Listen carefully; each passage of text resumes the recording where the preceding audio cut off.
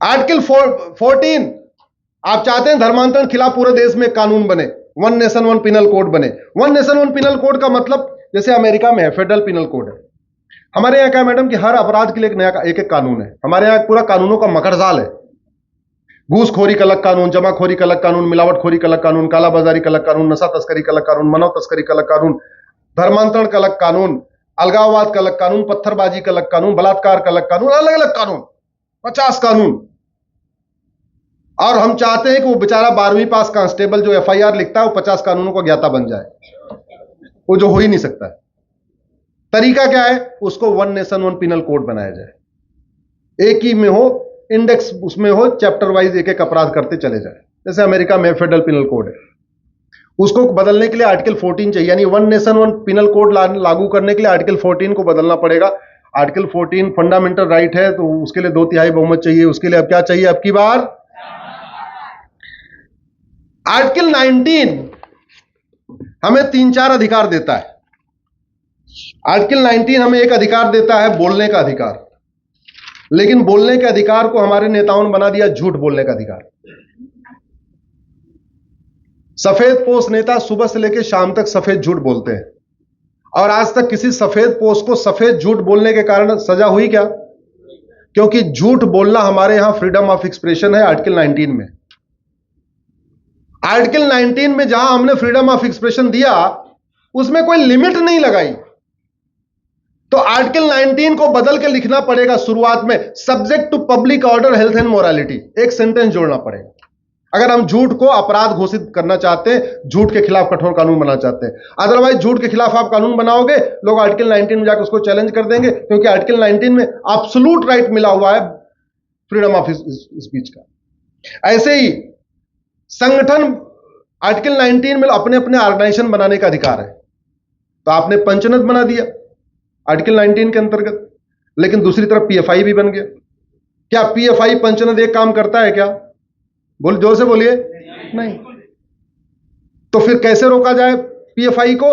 Article 19 में होना चाहिए subject to public order health and morality. तो पंचायत तो बनेगा, लेकिन पीएफआई का रजिस्ट्रेशन नहीं होगा। तो आर्टिकल 19, जैसे आर्टिकल 19 देता है बिजनेस की freedom of occupation, freedom of business भी देता है, लेकिन बिजनेस का अधिकार देता है, व्यापार का अधिकार देता है। लोगों ने व्यापार के अधिकार के साथ साथ उसको व्याभिचार का अधिकार भी बना दिया। ये बियर बार, हुक्का बार, सुट्टा बार, डांस बार, पता नहीं और कितने सारे बार हैं, ये कहां से खुल रहे हैं? आर्टिकल 19 में जो फ्रीडम ऑफ बिजनेस मिला हुआ है। अब आर्टिकल 19 में अगर subject to public order health and morality जोड़ दिया जाए, तो ये हुक्का बार, सुट्टा बार को रोका जा सकता है। तो आर्टिकल 19 को बदलने के लिए फंडामेंटल राइट है, क्या चाहिए अब की बार? आपको दुनिया के कई देशों में झूठ पकड़ने के लिए narco polygraph brain mapping test होता है, भारत में नहीं होता, क्योंकि आर्टिकल 20 में कहा गया है कि आप किसी व्यक्ति को उसके खिलाफ गवाह नहीं बना सकते। अब भारत में अगर नार्को पॉलीग्राफ ब्रेन मैपिंग कानून बनाना है, हर जिले में एक लैब बनाना है, आर्टिकल 20 को बदलना पड़ेगा। आर्टिकल 20 फंडामेंटल राइट है, इसलिए अब की बार आर्टिकल 21 में राइट टू एजुकेशन तो है, लेकिन यूनिफॉर्म एजुकेशन नहीं है। अगर हम चाहते हैं पूरे देश में वन नेशन वन सिलेबस हो, वन नेशन वन करिकुलम हो, तो आर्टिकल 21A को बदलना पड़ेगा। आर्टिकल 21A को बदलने के लिए अब की बार भारत में जस्टिस लिखा हुआ है प्रियम्बल में, लेकिन जस्टिस कितने साल में? 1 साल में, 5 साल में, 10 साल में, 20 साल में, 50 साल में, कहीं लिखा नहीं है। आपके हरियाणा में यहां पे पठानकोट के पास एक कर्नल साहब हैं, कर्नल कबोत्रा, 1971 का वार लड़े थे, उनके ऊपर मिसाइल गिर गई तो बेचारे घायल हो गए, तो रिटायर हो गए। उनकी कोठी पे कब्जा कर लिया है लोगों ने, वो सेना में थे तो उनकी कोठी पे कब्जा कर लिया। 71 2000 कितने साल हो गए? अभी वो पठानकोट की कोर्ट में मुकदमा चल रहा है। यहां से जीतेंगे हाई कोर्ट, और वहां से जीतेंगे तो वो ऑलरेडी 76 के हो चुके हैं, 76 नहीं और ज्यादा हो चुके, 80 साल के हो चुके हो। भगवान जाने सुप्रीम कोर्ट तक वो रहेंगे भी नहीं रहेंगे। ये व्यवस्था है न्याय की।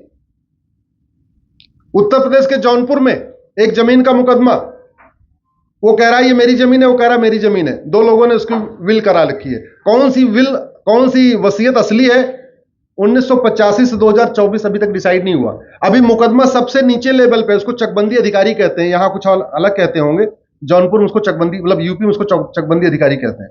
वहां से डिसाइड होगा एसओसी के यहां जाएगा, एसओसी के यहां डिसाइड होगा डीडीसी के यहां जाएगा, डीडीसी के यहां डिसाइड होगा कमिश्नर के यहां जाएगा, कमिश्नर के यहां डिसाइड होगा हाई कोर्ट आएगा, हाई कोर्ट डिसाइड होगा फिर सुप्रीम कोर्ट आएगा। ऑलरेडी उनकी दूसरी जनरेशन मुकदमा लड़ रही है। जिन्होंने मुकदमा शुरू किया था वो तो गए, अब बेटा लड़ रहा है। सुप्रीम कोर्ट तो आते आते बेटा भी जाएगा, क्योंकि बेटा भी 60 साल का हो चुका है।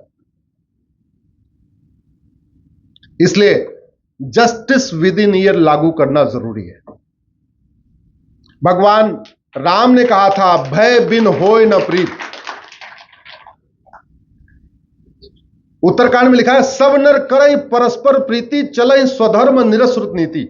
सब परस्पर प्रीति के साथ रहते हैं, सब अपने अपने स्वधर्म का पालन करते हैं, लेकिन उसी रामचरितमानस में लिखा हुआ है भय बिन होय न प्रीत। आपस में जो प्रेम आता है दो ही तरीके से आता है, संस्कार अच्छा हो या कानून का खौफ हो। सीट बेल्ट आदमी तभी लगाएगा संस्कार अच्छा हो या कानून का खौफ हो। हेलमेट तभी लगाएगा संस्कार अच्छा हो या कानून का खौफ हो। दूसरे के जमीन पे कब्जा तभी नहीं करेगा संस्कार अच्छा हो या कानून का खौफ हो। एक भाई दूसरे भाई के फ्लैट पे कब्जा नहीं करेगा, संस्कार अच्छा हो या कब्जा करने पे बहुत तगड़ी सजा हो सकती है, कानून का खौफ।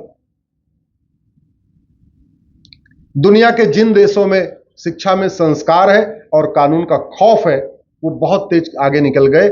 जापान को देख लीजिए, सिंगापुर को देख लीजिए। और भारत, राम की धरती भारत, कृष्ण की धरती भारत, गुरुओं की धरती भारत, महावीर की धरती भारत, गौतम बुद्ध की धरती भारत। आज हम कितने पीछे रह गए। उसका मूल कारण यह था, आजादी के बाद न हमने शिक्षा में संस्कार डाला, न कानून का खौफ पैदा किया। और हम कहते हैं ना धर्म की जय हो, अधर्म का नाश हो, प्राणियों में सद्भावना हो, विश्व का कल्याण हो। इसमें जो सबसे इंपॉर्टेंट फैक्टर मेरे हिसाब से है वह है अधर्म का नाश। अधर्म का नाश किए बिना धर्म की जय नहीं हो सकती, अधर्म का नाश किए बिना प्राणियों में सद्भावना नहीं हो सकती। और अधर्म का नाश करना यह समाज का काम नहीं है, अधर्म का नाश करना शासन का काम है। अधर्म का नाश करने के लिए इस संविधान में 3 व्यवस्था दी हुई है, विधायिका, कार्यपालिका, न्यायपालिका। धर्म की जय समाज करेगा, प्राणियों में सद्भावना हो वो भी समाज करेगा, विश्व का कल्याण हो, भारत का कल्याण हो वो भी समाज करेगा। अधर्म का नाश समाज नहीं कर, अब समाज नहीं कर सकता। अधर्म का नाश करने जाएंगे, आपको दिख रहा हो कहीं पे चंगाई सभा चल रही है, झूठ बोल के, लालच देके, धोखा देके धर्मांतरण हो रहा है, आप 4 लोग लाठी लेके पहुंच जाओ, पहले एफआईआर किसके खिलाफ होगा? जोर से बोलिए जरा, आपके खिलाफ।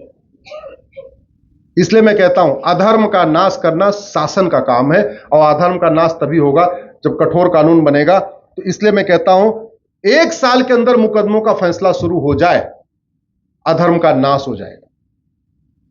अभी क्या हो रहा है, वो एक दिन मैंने देखा भी था, आपके अमृतसर की खबर आई थी अखबार में। एक व्यक्ति ड्रग स्मगलिंग में पकड़ा गया, वो शायद कोकीन में पकड़ा गया था, और बेल पे आया तो दोबारा वो चरस की स्मगलिंग करने लग गया। आया था, ऐसा खबर आई थी, पढ़ा था मैंने। अगर ऐसी व्यवस्था हो कि साल भर के अंदर सजा हो जाए, कोई आदमी माफिया बनता है, 40 अपराध करता है, एक साथ थोड़ी करता है, एक करता, दूसरा करता, तीसरा करता, चौथा करता है। पहले अपराध में अगर सजा हो जाए, दूसरा अपराध करेगा ही नहीं। किसी ने पहली बार नशा बेचा, सजा हो जाए, दूसरा करेगा नहीं। और हमको सिंगापुर से सीखना चाहिए। कुछ दिन पहले सिंगापुर में एक ड्रग स्मगलर पकड़ा गया था, फांसी दे दिया उसको। सिंगापुर में ड्रग स्मगलिंग सबसे बड़ा जुर्म है। परसों की बात है, मैंने अखबार में पढ़ा है, वियतनाम में एक प्रॉपर्टी जो बिल्डर ने कुछ लोगों का पैसा लिया, स्कीम लॉन्च किया, घर बना के देंगे, और पैसा लेके भाग गया। दुर्भाग्यवश हमारे पास नहीं है। इसलिए मैं कहता हूं आर्टिकल 21, जहां राइट टू लाइफ लिबर्टी है, उसमें एक नया आर्टिकल जोड़ने की जरूरत है, article 21B, state shall provide justice with in year. ये स्टेट की ड्यूटी होगी 1 साल के अंदर न्याय दे, लेकिन संविधान में कुछ भी आर्टिकल फंडामेंटल राइट में नया जोड़ने के लिए क्या चाहिए अब की बार?